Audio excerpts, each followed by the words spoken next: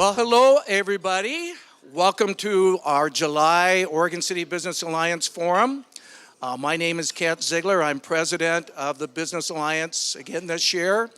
And we are so excited to have with us today our newly elected state representative from House District 40, Mark Meek. As you know, this last year was the long session, so the legislators had more time to wrestle with some of the most critical issues that our state has been facing over the last several years with PERS, healthcare, education. One of the most important that we titled in today's e-invitation, transportation.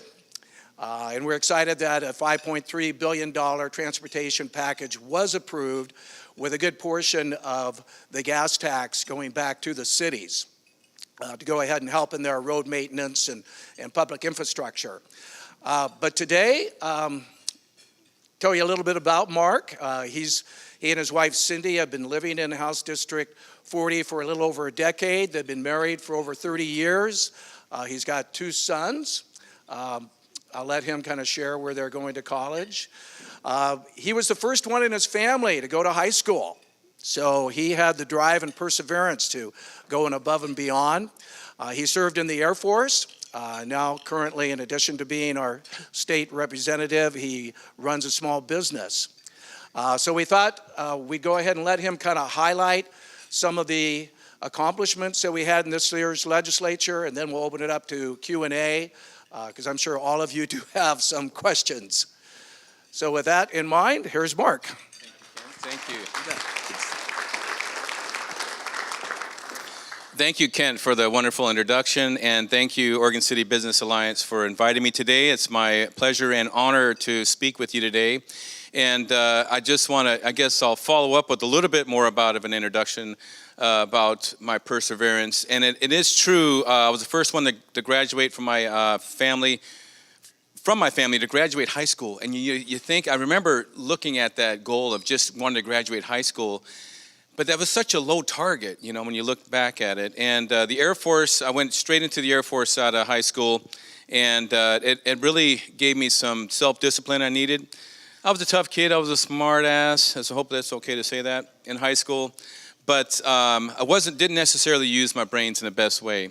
And I see that with a lot of our kids in the community nowadays, you know. They just need a little more discipline and a little more, you know, a lot of folks, our teachers, to care a little more. The teachers do care, but part of my background is I coached football too, and I've coached 40 member teams, and I couldn't do it without assistant coaches. And I know our teachers, when they get 35 and 40 kids in their classrooms, it's hard to teach and give them a little more individual attention. You know, so by God, I was, you know, able to get through. I had a really good coach. I had a couple of really good coaches that were teachers of mine. My social studies teacher was my wrestling coach, and my math teacher was my football coach. And my math teacher, I started his math class as a sophomore. My first year taking any algebra, it was pre-algebra. I just barely got through math through grade school, right? And he just kind of took me by the hand and showed me some things, and I started learning. And it got to the point I was so good at the math that I started doing extra credit. And I was just telling a friend this the other day, that year, at the end of my sophomore year, I saw kids in the hallway, and I guess there was an award ceremony at school that day. I didn't go, I wasn't invited that I recall. I went to my regular class, but kids come up and start saying, hey, congratulations on your award.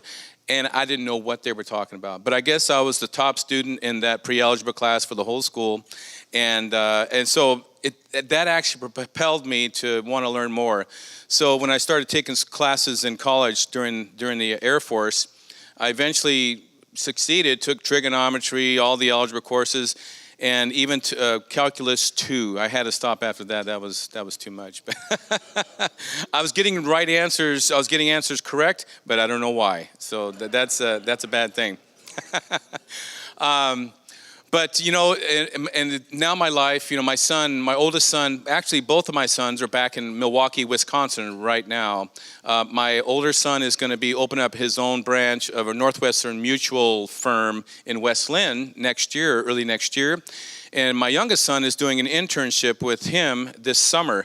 And my oldest son graduated with his MBA from Willamette University in Salem.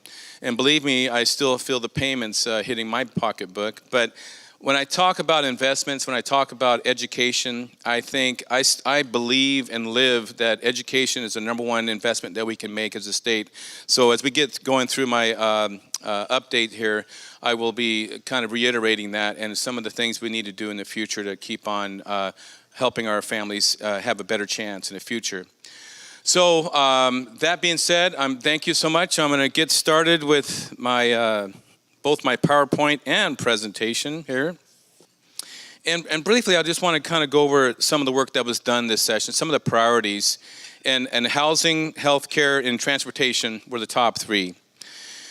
And when you look out, this summer, actually this winter, I went to one of the homeless coalition meetings, and Dan, you were there, and several other folks from the community were there.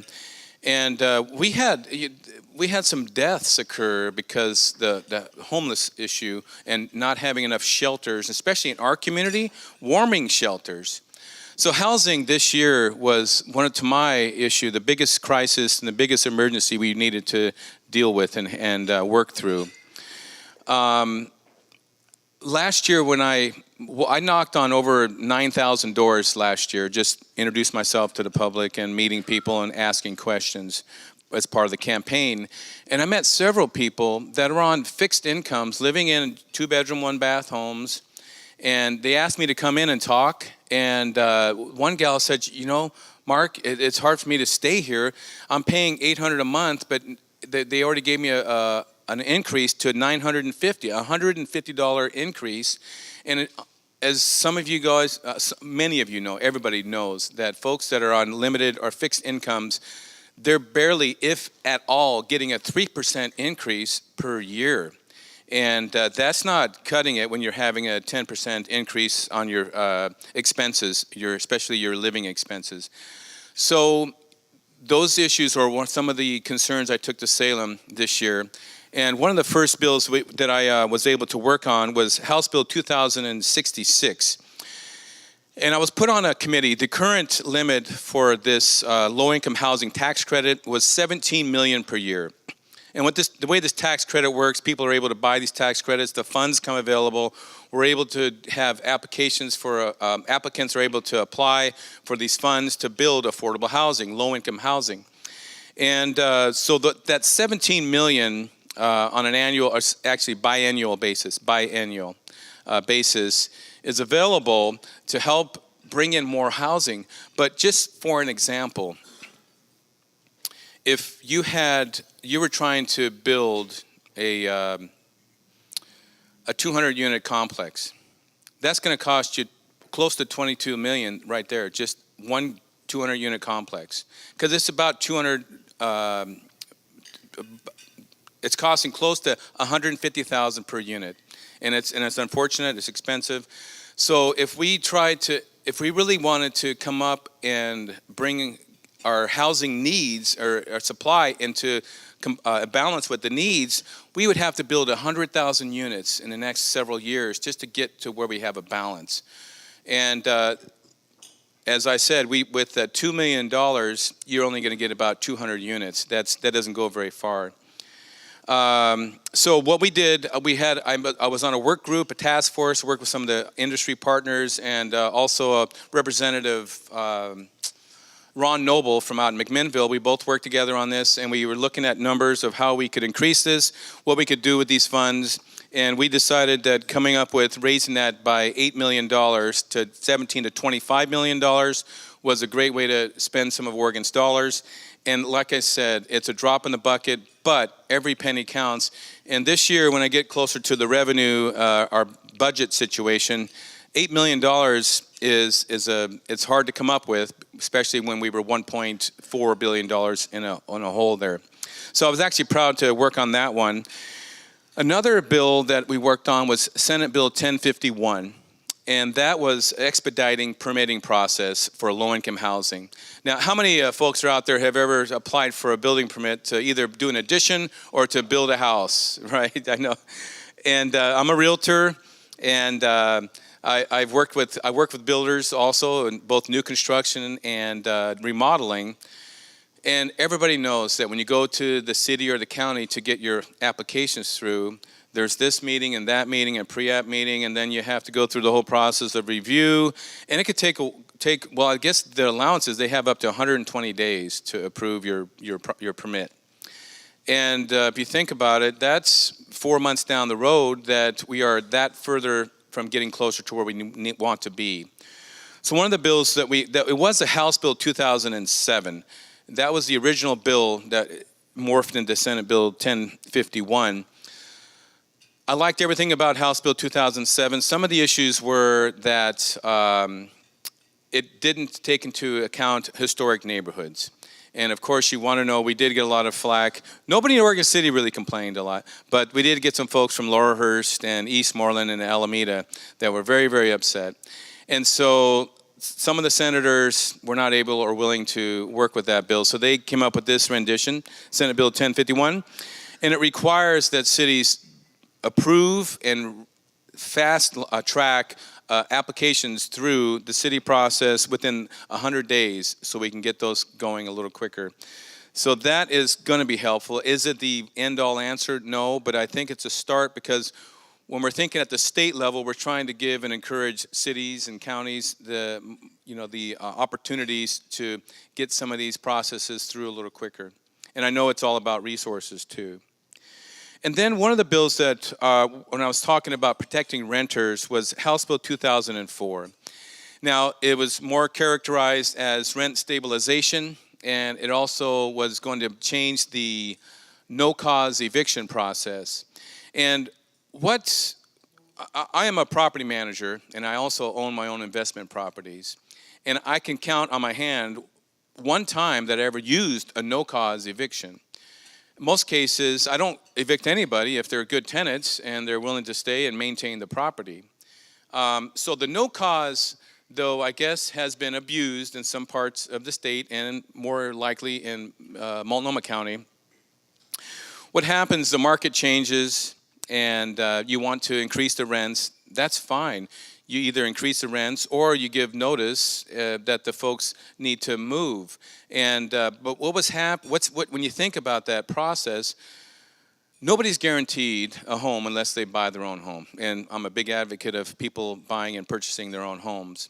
But when you're a renter and you dedicate your life and you're raising your family in a community, and suddenly, because market forces change, you're not able to remain in that community and support your family and stay in the same schools, it becomes very, we create actually homeless issues and homeless opportunities for these folks. And you also, when you think about the struggles I had to go through, I had attended 18 schools between the time I was in kindergarten and 6th grade in 3 different states and about 8 different cities. So I know what it's like to have to transfer from one school to the next. And I remember it was almost like learning Greek. You don't even know where everybody's at. You feel isolated. And so trying to keep our kids into the schools that they start with is first and foremost important. There was a lot of issues with that, and the initial rendition of House Bill 2004 was very onerous, and I put some amendments into that bill, which gave some relief to small mom and pop property owners, and put a little more, and I also took a little less, I guess, liability on the property owners to have to pay relocation fees if they give a no cause. In my case, I thought if you have a reason to evict somebody, use it for cause, because you want to let the next person know that you evicted somebody, why you evicted them, and not kick the can down the road and move that on. So House Bill 2004 did not pass. It is my goal this year, though. One of the coalitions I worked with was the manufactured home owners and the manufactured tenants associations. And initially, we had some bills that were going to be very onerous to the manufactured homeowners, home park owners. Well, those folks finally got together. That coalition got back together in February and March. They started negotiating. They started coming up with really good ideas that they could both live with.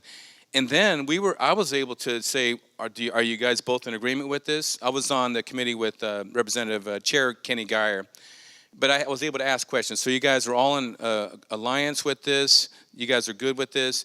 And we were able to pass several of those bills that protected some park owners and protected the tenants in those parks. What I'd like to do in this off session here is work with the tenants unions of Portland metro area and our multifamily owners and representatives to see if I can get those folks to get back together and talk and try to figure out how they can come up with solutions that will help our communities and help our families. So that's my goal over this next 6 months. So housing was, very, very volatile, top of the line there, and we got some things done, but not everything done we needed to. Next is healthcare, though. And as you know right now, with the Affordable Care Act being looked at, there's a lot of things going on. If you're a business owner, you know that it is harder to reinvent and reinstitute a new idea than it is to fix the current ones you're working with, right? If it's broken, then kick it out and start all over, right? But you know you're going to have some repercussions from that. You're going to have some setbacks from that. What's going on with Oregon Health, though, we had an opportunity to help protect some of our folks that are on Medicaid from falling off the rolls. And we did this by passing House Bill 2391, which included a 1.5% provider tax to ensure that Oregon's Medicaid program stayed healthy and that it allowed more folks to stay on the programs and brought more federal dollars in. So let me give you an example of the provider tax. And is there anybody here from either Adventist or Providence? Hi, Renee. The provider tax does come out of the folks' and they're nonprofits, but it comes out of their net, right? But those dollars come back in the form of federal dollars on the backside. And so it's not a full net loss to these providers. So I just want to explain that. But it does help us provide and keep our folks under the Medicaid program there. And then the second thing we worked on was Cover All Kids, which is Senate Bill 558. And I'll go over this a little bit here. It expands, though, the Oregon Health Plan to cover close to 15,000 additional Oregon kids. Now, here's the thing. In Oregon, and we have some teachers in the room, whether your parents are documented or not, if you're under 18, you need to go to school. And so we have kids that are undocumented with their parents here, and they have to go to school. And there have been times where maybe their brother or sister are U.S. citizens because they were born here, they were younger, but they were not, and they were not able to get any kind of health care. Now, we're not talking about going in and having cosmetic things done. These are just vital, important things for their safety and health. And it was a priority of the governor and the speaker and the Senate president, and we were able to pass Senate Bill 558. Now, I will tell you this, it is a 2-year program. It's a 2-year study. We're going to test this and see how this works and see if we can afford this, because in a little bit here we're going to get into revenue. But for right now, I think it's a healthy way to make sure that our kids and families that are going to school, our kids, and they're all under 18, get the health care they need so that they can be productive here with our other children going to school. And then a long-term care, a House Bill 2661. I was a chief sponsor on this bill, and I started working on this in December and January before the session even started. Has anybody heard of A Place for Mom? You've probably been seeing Joan London kind of speak about that. It's a referral network. And we have folks and families right now. Let me give you a scenario. My wife had to kind of deal with this, with trying to figure out how to help her mom who was not able to stay at home anymore by herself. Where do we get her placed? And if you've never dealt with that before and it's not something you normally deal with, you don't know where to go. Well, there are resources out there. But right now, well, until this bill was passed, it was unregulated. So A Place for Mom, you'd be sitting at home late night TV, that's when you normally see them.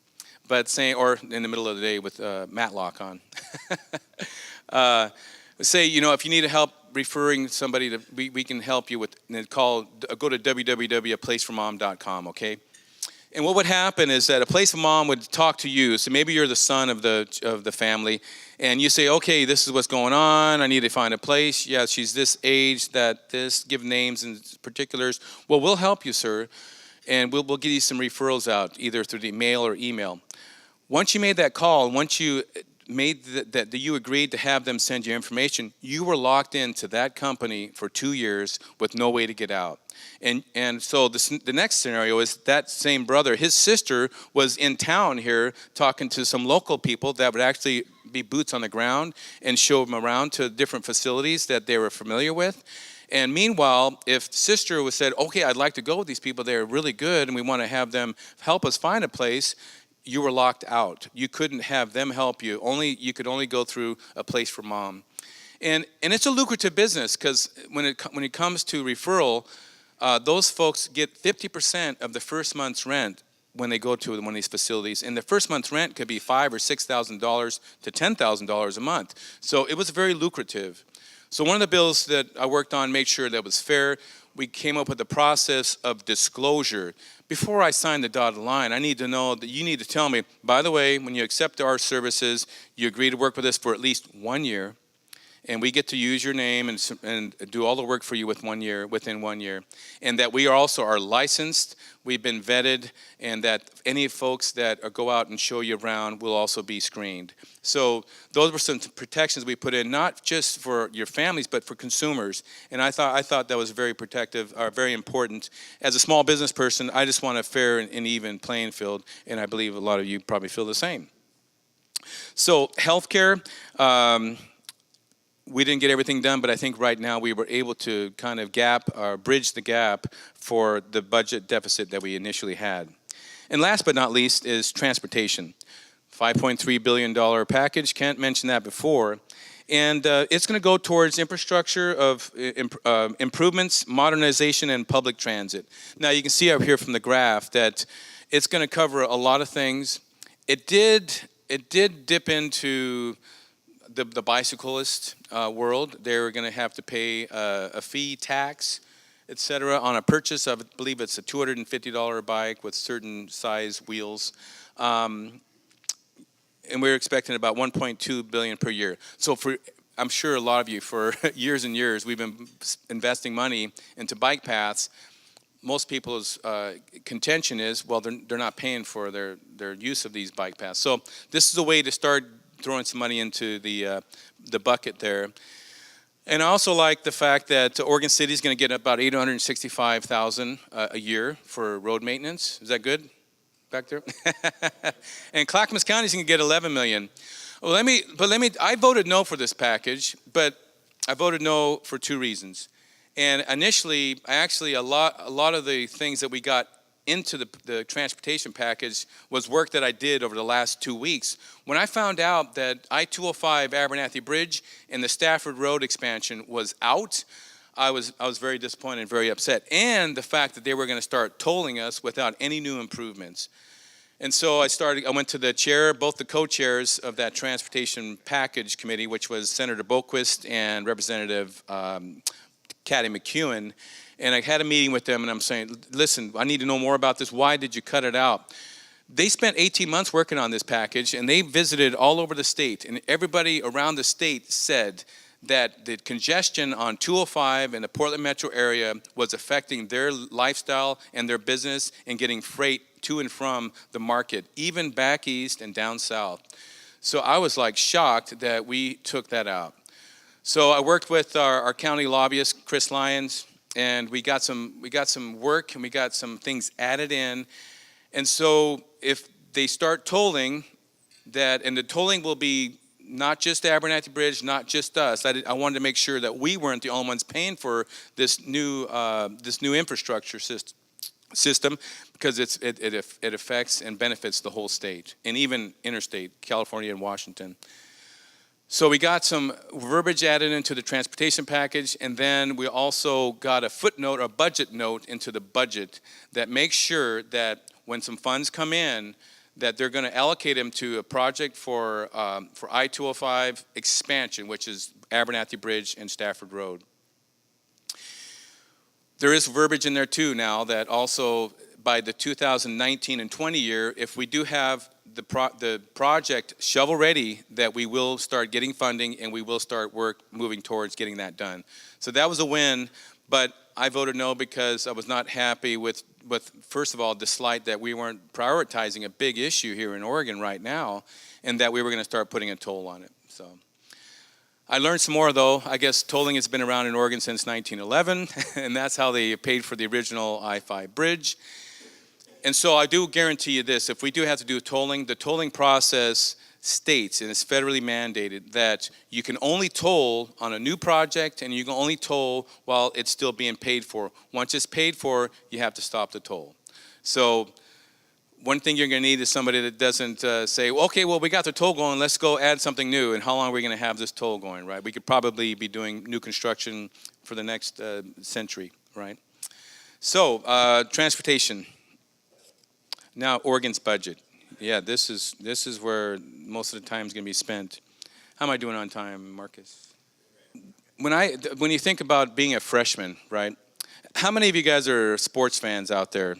I remember I've been watching Oregon Ducks and the Oregon Beavers, the Oregon State Beavers, since 1970-ish, right? And we remember those long years of having losing records. Well, me going into this session was like looking at facing a number one ranked UCLA and a number two ranked USC with Heisman Trophy, running backs, and me going in there going, what am I going to do? I'm just a brand new guy. I have all new freshmen on my team, right?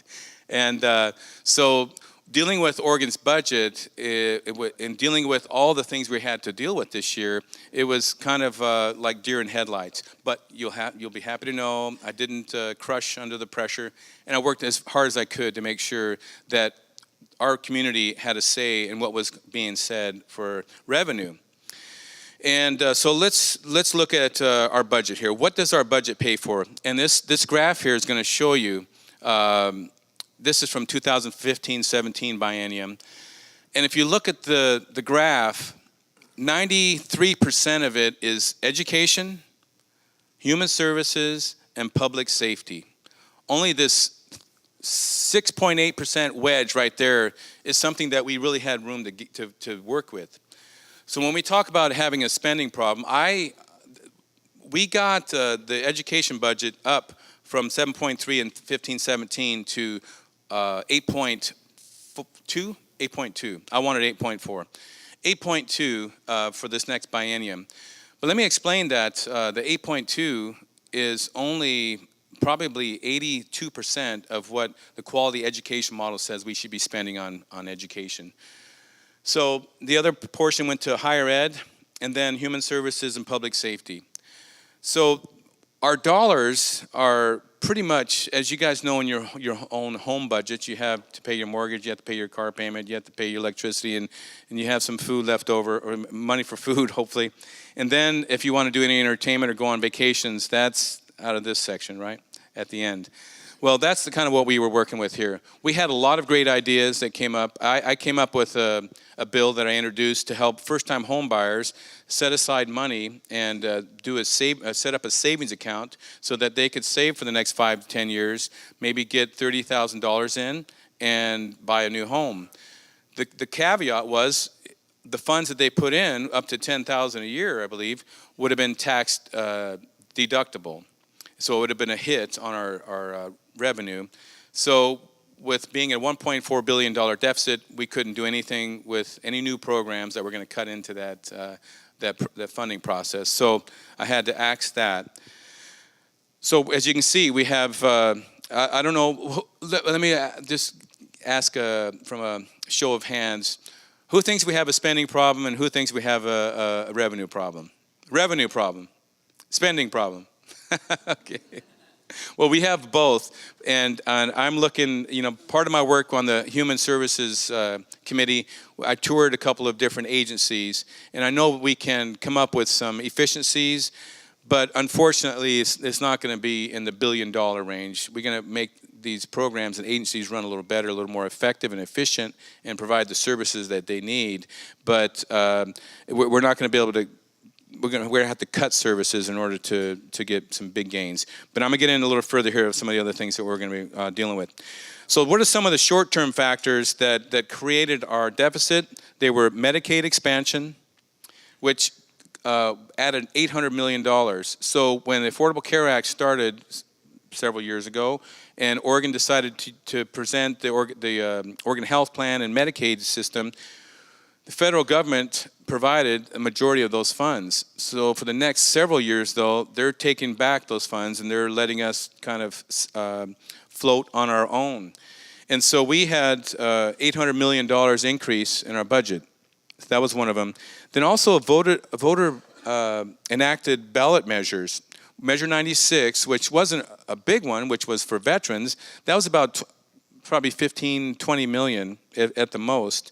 But Measure 98, which was everybody voted for it, our career technical education programs and helping kids to get through a high school and truancy rate, that was that one and the outdoor school numbers were a $357 million hit on our budget. And so when we come up with ideas, but when we talk about a voter mandated actions without budgeting for it, it's difficult to figure out where we're going to get that money at. So we had to figure those things out. And then increased pension costs. Everybody knows the elephant in the room, PERS, and other programs similar to that. That was a $354 million cost, an additional cost per year, per biennium that's increasing. And everybody may or may not know, but we have a $23 billion deficit for PERS. Unfunded PERS liability. And that's going to start hitting us, and it's hitting us harder and harder, just like this number, every year for the next 20 years. And so we looked at ways to fix that. There are some ways. It is not a magic wand. And if we're going to ever truly be able to address that, we're going to affect people that are relying on those funds to retire, and or relying on a future retirement, and it will change the whole structure of our public employee system. So we have to be very careful of how we do this, and the long and short of it is that we are paying for decisions that were made 20 and 30 years ago. And so it's unfortunate that we always have to look at the long-term costs of any new programs we're going to be instituting. So as your representative, I'm planning to keep a better eye on some of those things, but we're going to have to deal with that. So some of the long-term factors as far as revenue comes for education, we have ballot measures 50 and 5 and 50, which capped property taxes. And a lot of folks know that I just did some research yesterday looking at a home in North Alameda, and it was for sale for $825,000. The market value, it said, was $636,000, and the tax assessed value was $350,000. So the house was being taxed, it's in paying taxes on less than half of its real market value. How do we address that? One of my ideas is a potential reset on sale. And another thing is, we had folks that are seniors that were planning to live in their house, and it's already difficult to stay in their house with even the 3% increase. To potentially cap anybody that's over 65, cap their property taxes at the rate they're at that age until they move or they sell, and or their estate sells. And then it can be reset. So it is my goal to protect our families that are going to be unlimited incomes, but not stifle the funding stream that our property taxes and system was built to provide. And then last not least, pensions obligated by legislative leaders in past years. Those are long-term factors. And so really this means that Oregon's revenue structure is unique in 3 ways. And you'll kind of look up here on the graph. our personal income tax, you can see ours up there in the light green is for Oregon. Our funding stream comes from 68% personal income tax. In the nation, it's 35.9%. And then see what that one there it says general sales, that's sales tax, but that's for the rest of the nation. We don't have a sales tax, right? And then we have selective sales, so we do have these bike taxes or different kind of sales due on sales. We get about 14.9% revenue from that. Other, I'm not really quite sure what that is, but right here, corporate income, 5.1%, and then for the national, it's 5.3%. When people are saying that corporations don't pay their fair share, that 0.2% isn't the big deal. What you look at is, see those general sales taxes up there? When those corporations are buying products in Wyoming and Idaho and other states that have sales taxes, they're paying sales tax. And those taxes are coming back into the coffers of each state that's there. So we are not playing on a level even playing ground with other states when it comes to revenue for corporations paying.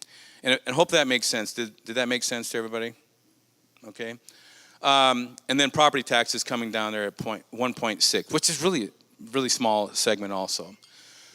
So how do we fix this issue? One of the things that we were looking at, and I spoke to some of you here during that process when some of those ideas came through, was a commercial activities tax.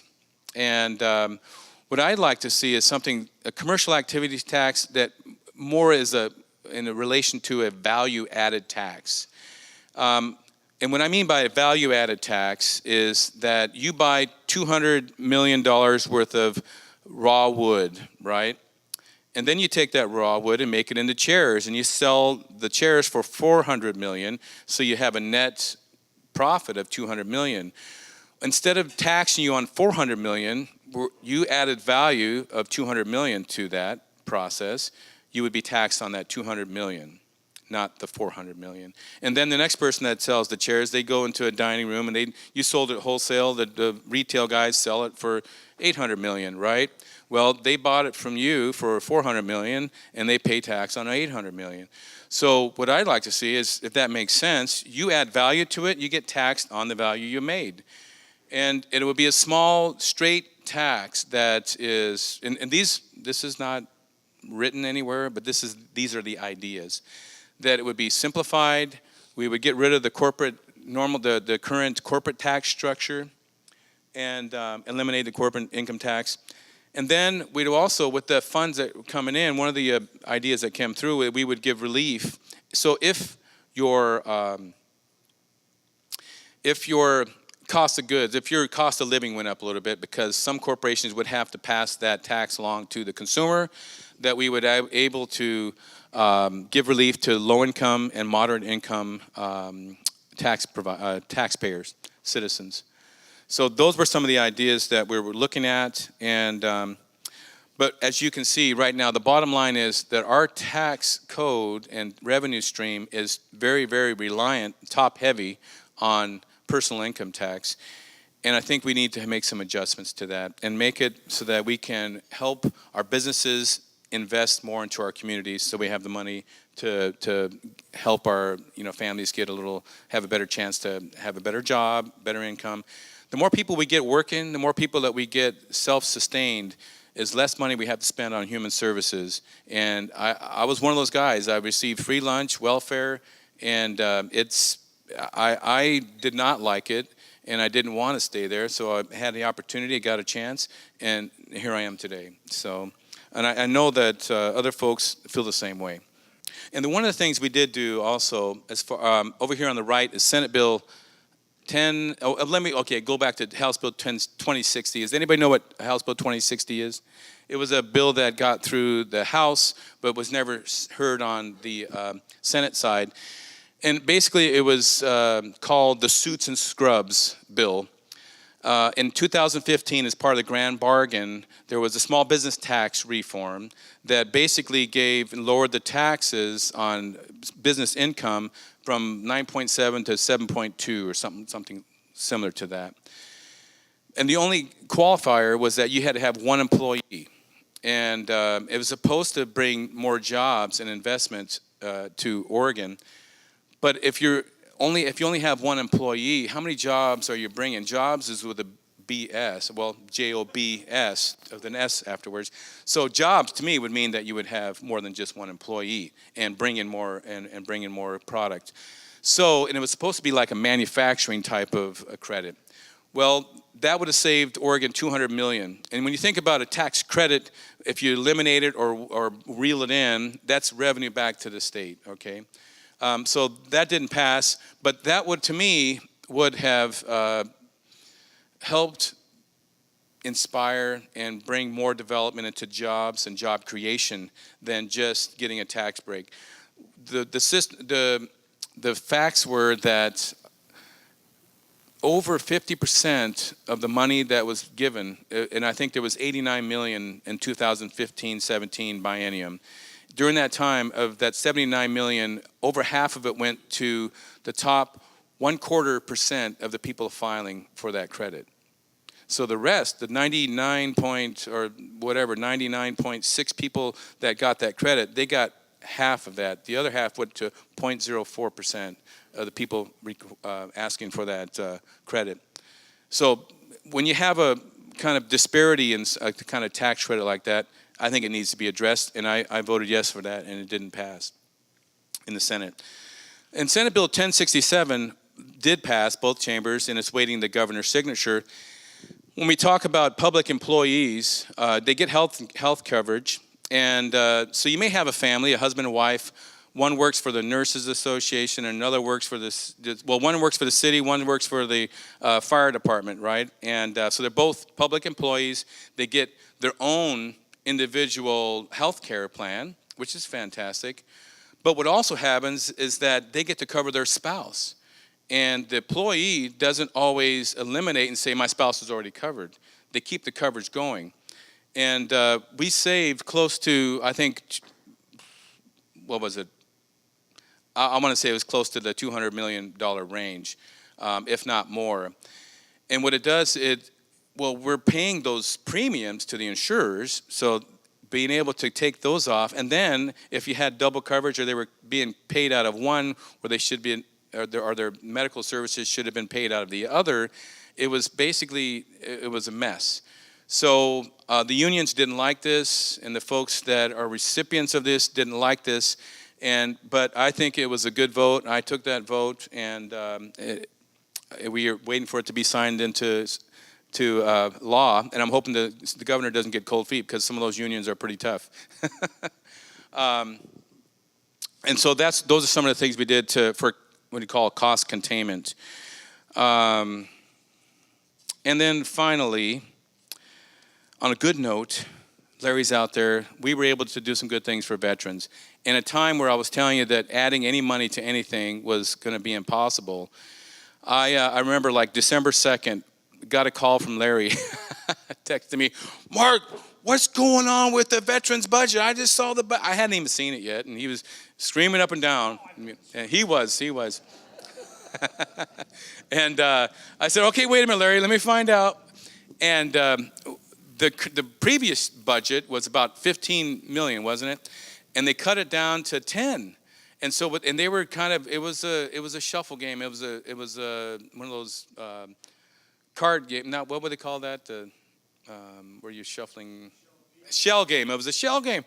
I was like, that is ridiculous. So, Paul Evans is the chair of the Veterans Committee, Veterans and Emergency Preparedness Committee, and I remember him meeting with him in early February, going, what are we going to do? We got to get money. We got to get all the money for veterans, and how are we going to do this? So we put a plan together, strategy together. We worked with other senators and representatives, had conversations with the governor and her staff, and we said, we got to fund this. This was a mandated thing, and we mentioned it every week in our Veterans Committee, that the voters would overwhelmingly approve this, and we have to fund it, and then add the state's general fund right on top of it. So as you can see, we were able to get $27.5 million for veterans and their different programs. And then we added the $2.5 million for veterans' mental health services, and then also another $2.5 for capital improvements of the two of the Oregon's veterans' homes. And as you know, we did a study, the county did a study, or did a count of homelessness in our county in January, and a good percentage of those folks homeless are veterans. And part of our funds through the Veterans ODVA go to the counties with a veteran service officer, and it is his goal and their job to try to find these folks and get them the services they need. There are issues with our veterans with PTSD, substance abuse, and some mental illness. And part of the mental illness and getting through the PTSD is why we wanted to get some of these funds so that they can get the services and help they need, because but they served us, and it's our time to make sure that we serve them back and thank them for what they did for our country. So I was very proud to be part of that and glad that we got it up. Larry never would have let me come back into the chamber if I didn't get that done. And then, in conclusion, like I mentioned, as a freshman, the toughest session you ever want to start, and your first session in. But part of my background, of being a coach, helping kids, overcoming adversity, and understanding your issues and trying to address them and assess them as you see them and not shirk them, gave me a great opportunity to serve you well and to see things for what they really were, not shy away from them, and also try to do what I could to make sure that I was protecting all of our citizens back here at home and around the state. So I was very happy to serve you, and I'm glad that the Oregon City Business Alliance invited me today. And I'm going to take a drink of water and then answer some of your questions.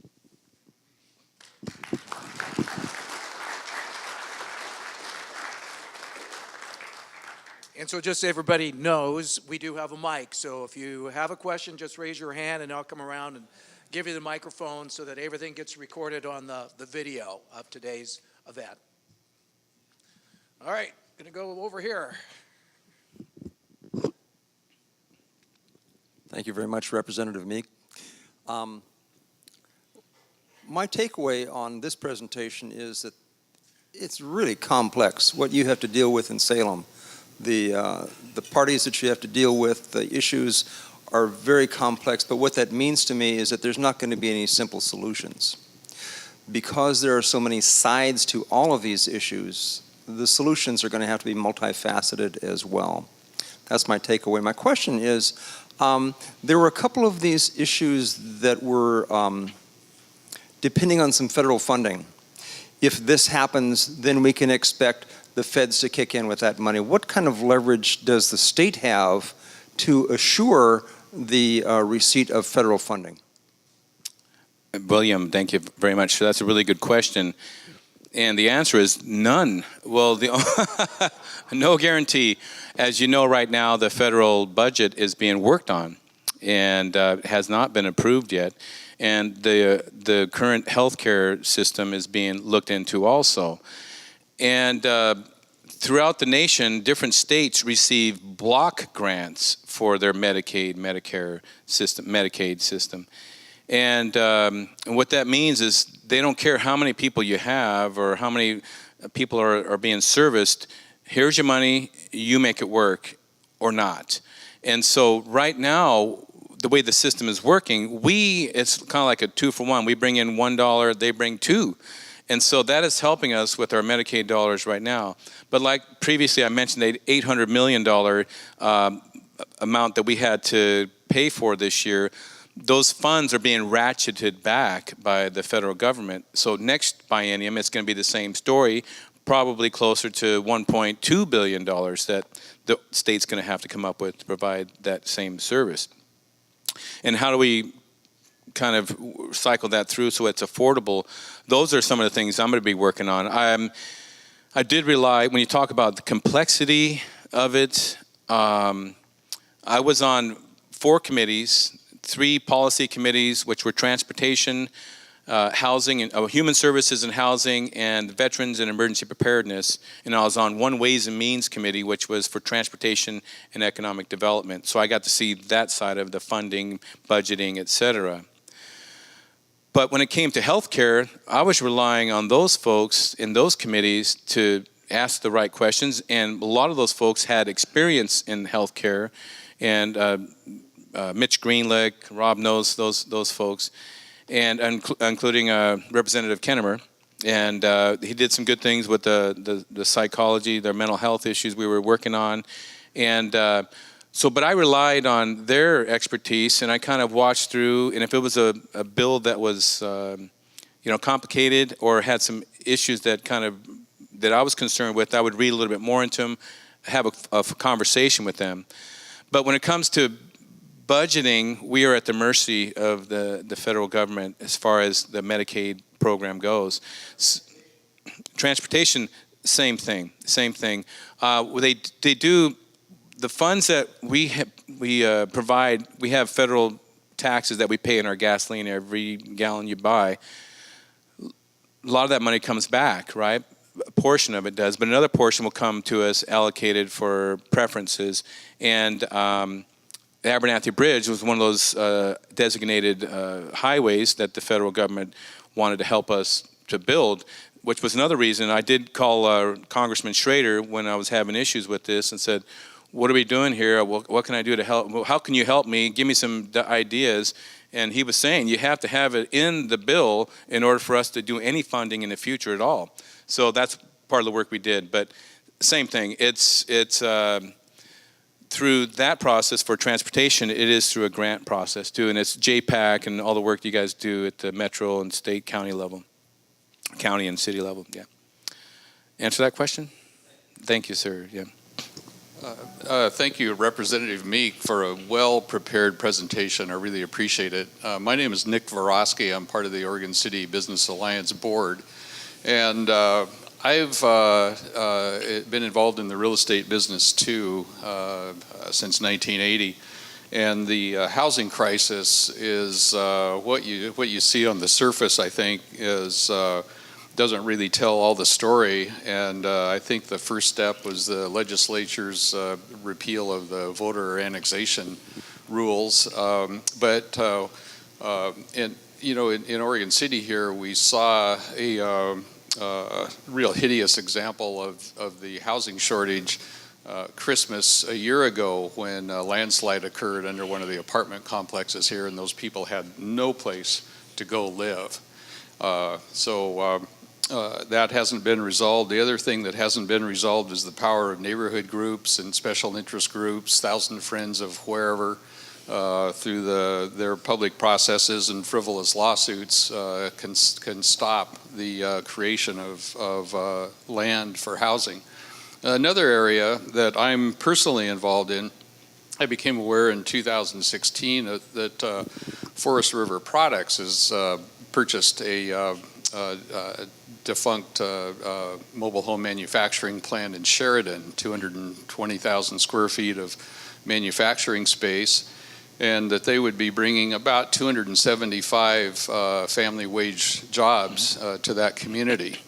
I've had about 12 acres of property down there for quite a number of years that I've been waiting for the right combination of events to supply affordable workforce housing in Sheridan, and all of a sudden now comes a company bringing all these jobs to this small community that's in dire need of the wages that those will bring. And so I set about a year ago to start to create about 80 property there for about 80 families. Ran into the floodplain issues and the wetlands issues. My land is inside the UGB. It's inside the city limits. It's above the floodplain. But DSL comes along and says, well, you've got wetlands here. And right now the dirt down about 2 feet is about as wet as this carpet, except for back there where I spilled some water earlier. And so now I'm a year behind, and these jobs are going to be opening up this winter. And so we've been trying to deal with that. I know that, I think it was House Bill 2078 that went through the Ag Committee and was passed through both houses to deal with a wetlands issue with a farmer where the DSL shut down his hay export business claiming wetlands.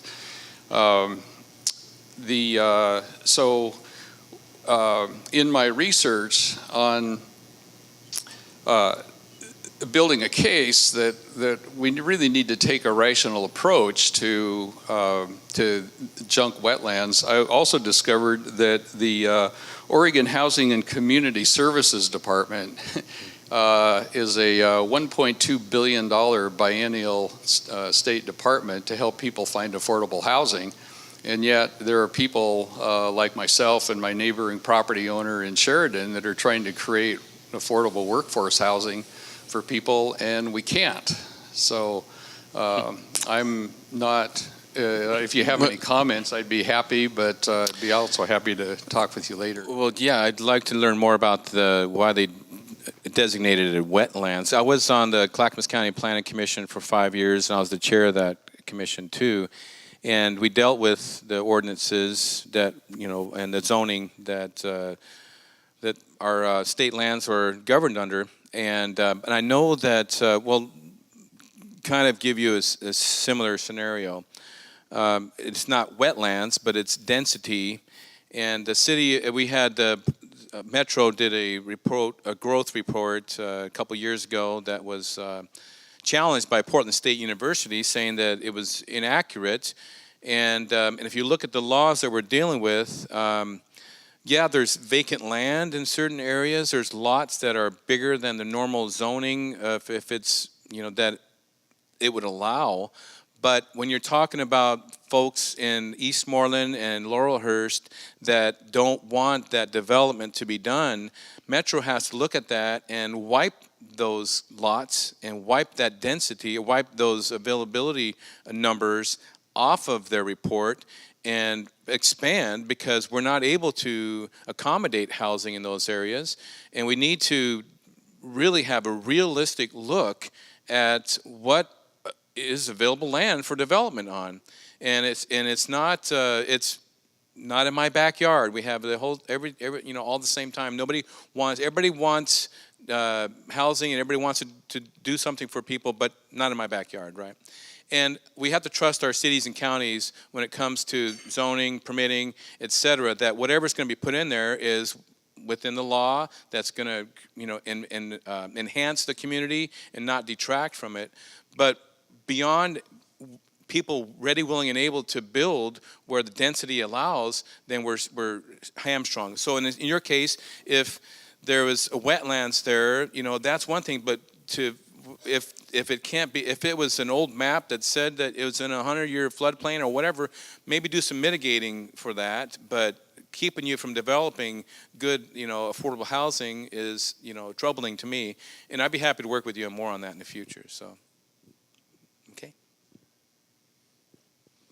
Hi, Mark. Yes, sir. Hey, David. David Green, member of the Oregon City Business Alliance. First of all, thank you for agreeing to serve our community down in Salem. I know you give up your business and away from your family and all that. You mentioned, first of all, who thinks there's a revenue problem and who thinks it's spending. I had both hands up on that. And you mentioned human services. It's an observation that when cost savings comes up in DHS or various other things, that the first thing said is that cuts in services are what needs to happen to save money. And I'm just not convinced that that's true.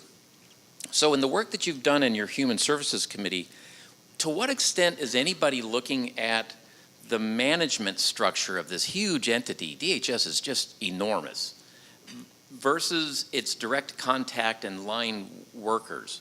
Because I wonder how much efficiency might actually be there that's really more on the management side of things and not necessarily would result in cutting the direct contact and the support of our seniors and at-risk adults that are and kids that are being served. So any comments? Yes, sir. Thank you so much, Dave. That is a fantastic question because, like I mentioned, I visited the leadership management department there in Salem of Department of Human Services.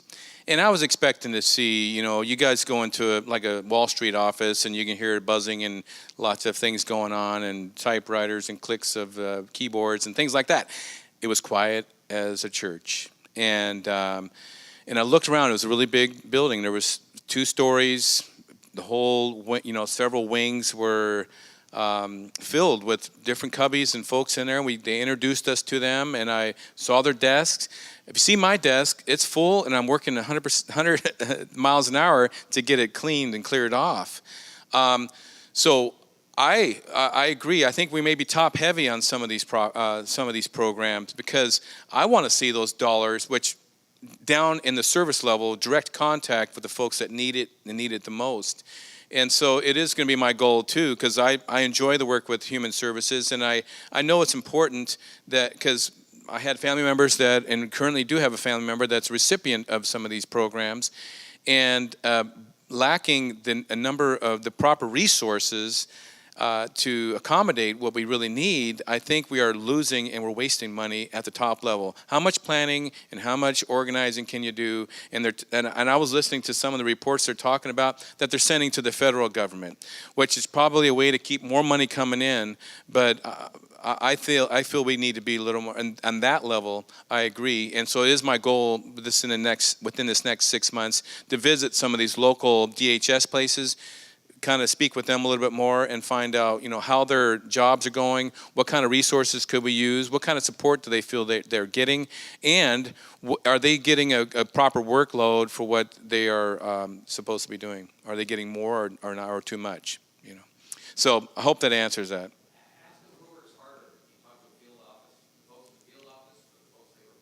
Oh, I know. I already know that answer. Yeah, I was in the military, so I was enlisted. I worked for a living, right? No, I'm just kidding. Any more questions out there? Yes. Hi. Hi. Has anything floated to the top, or is anything residual from this session that you're going to address, or you've heard that it will be addressed at the short session? Say that again. What's on the docket for the short session? Okay. On the docket for short session, I don't know. Let me kind of, in our meetings, at the end of the session, we had to agree upon how many bills each member would have during the short session. And the goal of the short session is to do cleanups and fixing budget items and making sure that everything we put into place was working properly, that if it needs an adjustment, we can do it, adjust the budgets as necessary, etc. So it's not supposed to be a big policy session. So we agreed that each member would get 2, and that committees would get, I think, 3 or 5 bills that they could introduce.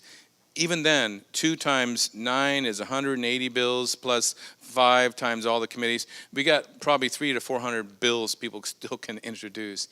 And but I know one of the things that they do want to address is housing, whether it be rental stabilization. Like I was saying, I'm not a big fan of that. I'm a fan of market forces, but I want to meet with both tenants and the multifamily folks to figure out how we can come up with a solution that is equitable for all. My wife is a large property man. Well, she's not large, but she works for a large property management company, and she manages thousands of units. And right now, the rents are going down. They're starting to experience vacancies, and my testimony to some of these folks was, I understand that we have folks that are vulnerable out there, but on the same hand, the folks that are providing housing, when they have vacancy for 3 to 4 months at a time, or giving 2 to 3 months free rent to entice somebody to move in, that comes at a cost. And so how do we balance that? How do we really be effective and make sure we're giving folks stability and also allowing our property owners to earn a profit and provide housing the way they want to? So it is my goal to get both parties to the table so we can listen and come up with some solutions that are equitable for everybody. And barring that type of communication with those parties, I'm not willing to sign any new housing bill next year in the short session, because it's not going to be enough time to really vet it out and properly work with it. Thanks for being here, Mark. Appreciate it. You mentioned PERS, and you mentioned it's obviously difficult. It wasn't dealt with.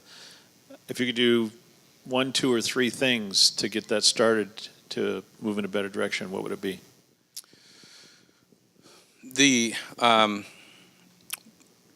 and I'm just a rookie at this, and I know this is being filmed, but We can edit it. no, I'm not afraid of this. And one thing you guys will find out is when you come up with ideas and you try to work with people of consider ideas. It's one thing to implement your stubborn idea, but it's another to work with people and say, well, what do you think about this idea? I think that Oregon has potential to have very big financial issues in the next 10 to 15 years if we don't deal with this. And the only way we can properly adjust this is to renegotiate contracts. And it would have to be a renegotiation. And because the contracts that are out there are golden, you have to honor them.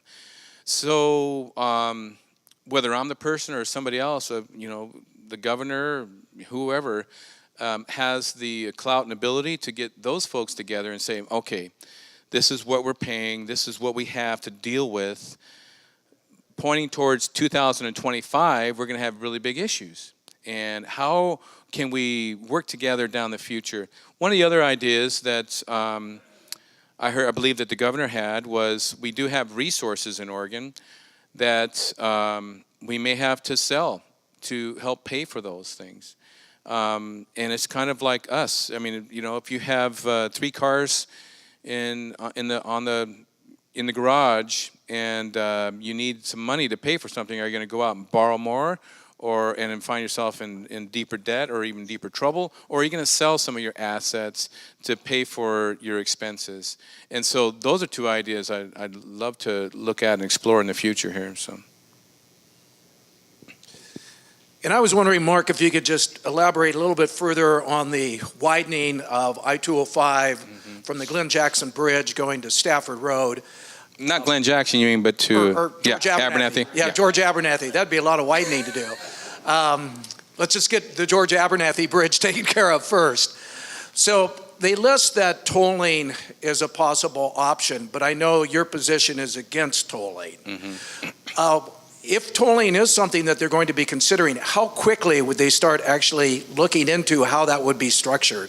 Great question.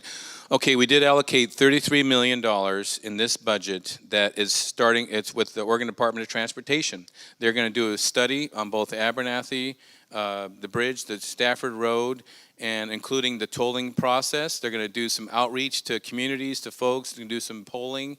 And they're going to get that report together by the 2018 session, short session, and they're going to present it to us during the short legislative session.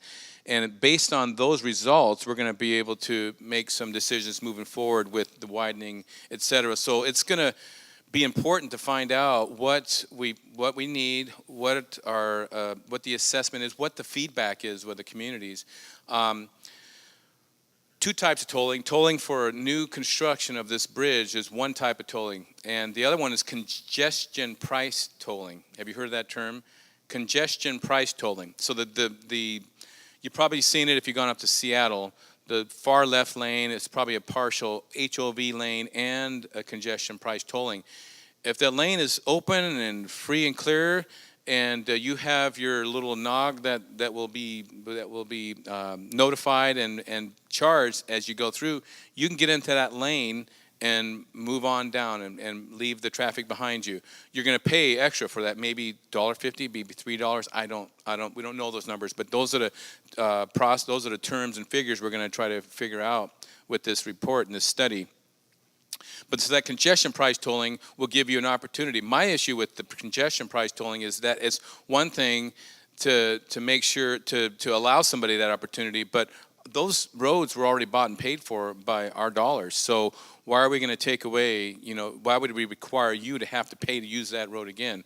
So my contention was we got to make sure that folks have a lane that they can use, whether it's going 5 miles an hour or 50, that they have a lane that they can use for free. So, but that's for congestion price tolling. Now, when it comes to the bridge tolling, the new development, that is a federally mandated program, which we'll get some more details on. And if that's the case, my goal is to make it as equitable as possible. And the good news on that would be that if we have these hundreds of thousands of people driving up and down I-5, 205 every year from California and Washington, then we can have them throw a little bit of money into the coffers every year too. Some of the analysis showed that we could potentially raise $70 million a year. And the whole project for the Abernathy Bridge to Stafford widening was a total of $450 million. So we could get that knocked out. If we could get all those funds going straight to that, we could get that paid for within 5 to 6 years. That's bad And some math. time ago, didn't we already submit a package to the federal government? Because I know the Oregon City Business Alliance submitted a letter of support asking to be a part of the Fast Track program. It was a 5-year transportation program bill that was approved. Are we still in line? I think that was about 50 million that we were asking for. Yes, thank you, Kent. We are still in line. That's one of the conversations I had with Congressman Schrader. But he said that it has to be in that bill in order for us to qualify. So it is in the bill, but the time is waning, and if we don't getting shovel ready and breaking some ground, we're going to lose it. So it's very important. But thank you. Any other questions? Okay. Well, thank you. Thank you, everybody. Thank you very much. Thank you. Great job. Appreciate it. You bet. Thank you so much. Appreciate it.